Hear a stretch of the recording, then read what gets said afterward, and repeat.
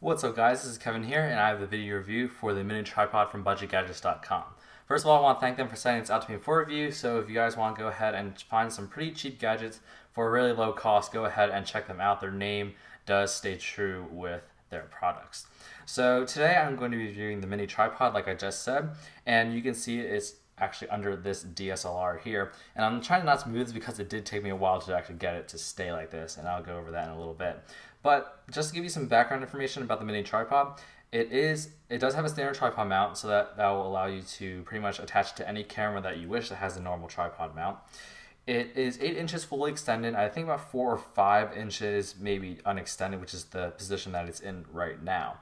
It is pocket size, so it's very good if maybe you're a guy and you have bigger pockets. You can just literally throw it in your pockets, or if you have a bag of some sort, you can just throw it in there. It pretty much will take up very, very little room.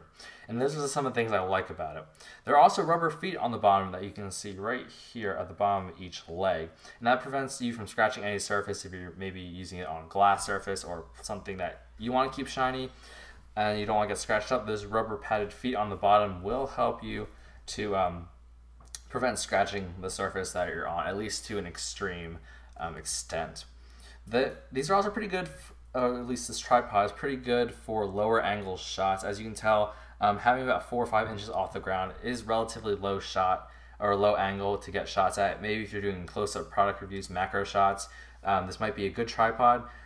Or if you just want to get that type of angle on whatever you're filming, then go ahead and you can get this tripod. It is pretty good for, I think, around the $4 or $5 that it retails for.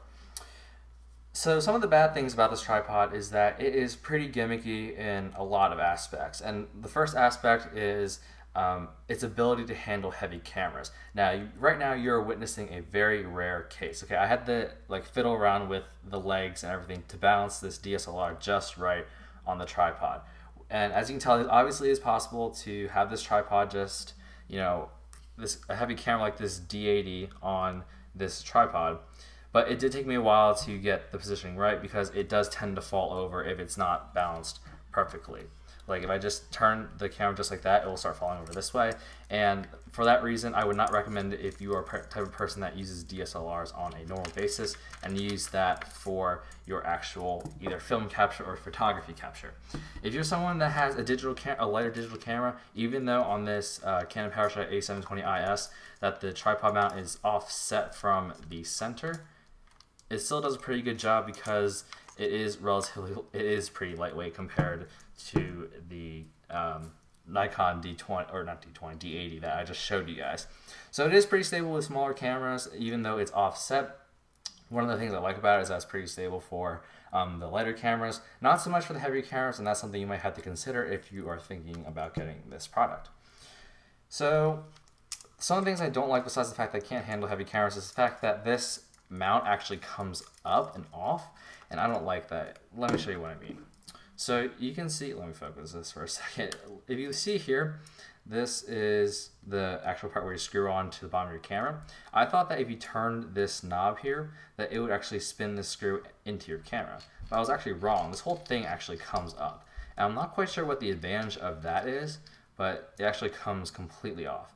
Again, not quite sure why it does that. That's just one thing I found quite strange, as most tripods, if they have a little screw thing, it screws this into your camera, so it's much easier.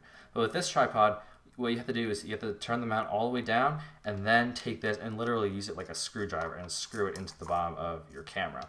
I'm not quite a fan of that, but if you don't mind that, then that's something that you can just, throw over your shoulder and not have to worry about it. This pivot point right here is also pretty gimmicky. You tighten and loosen it by turning this little thing here, and as you can tell, it does turn freely around this way and this way as well, so you can get pretty much not 360, maybe like a 180 from like this upper half up and around everywhere pretty much. So you do have maybe a half hemispherical rotatory angle that you can get if you want to get that type of shot. But again, if you are using it like this with it completely 90 degrees out, your tripod might not be so stable, mainly because the weight will be all like on the side instead of above it and pushing down. So that is a little gimmicky because sometimes it doesn't feel like it moves quite smoothly and it squeaks, if you can hear that. This little screw here is also pretty interesting, mainly because loose, like if you want to loosen it, you turn it halfway. And if you want to tighten it, you turn it either really far forward or even really far backward. And I found that quite strange because I expect if you go all the way backward that it would loosen it and then all the way forward would tighten it. But apparently it tightens both ways, which is pretty annoying. If you want to just loosen it, you have to get exactly halfway for it to work relatively smoothly. And even then, it's not the perfect at moving.